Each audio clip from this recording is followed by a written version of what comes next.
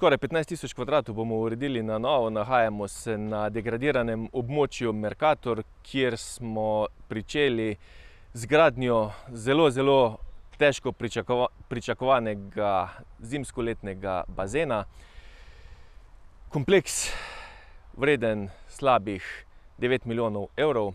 Gre za gradnjo parka urbanih športov, ki je edinstven v Sloveniji, eden zagotovo najmodernejši, največji, ki se nahaja na območju za mano, kjer vidimo, se pravi, ta luknja predstavlja gradnjo zimskega bazena, kjer pa sedaj stojiva približno, pa bo zgrajen nov letni bazen.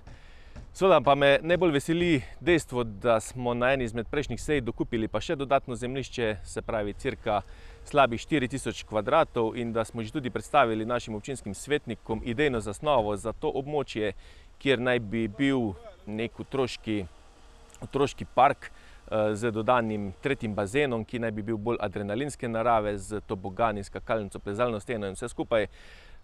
Res gre za eno največjih investicij v zgodovini mestne občine in še bolj nas veseli dejstvo, da smo dejansko zakopali s prvo lopato in da bomo približno čez 2 leti se na tem območju lahko tudi kopali. Ne bo samo kopalni kompleks, tu bodo dodane še druge dejavnosti, lahko smo nabrali nove moči v fitnessu, lahko bomo sem pripeljali otroke v otroško igralnico, lahko se bomo sprostili v savna centru.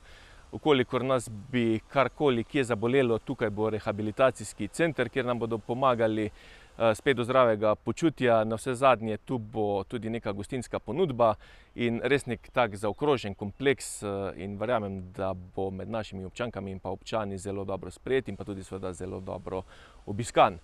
Seveda pa ne gre tu samo za ponudbo našim občankam in pa občanom, tu gre za veliko dodano vrednost na področju neke turistične ponudbe Slovenj Gradca.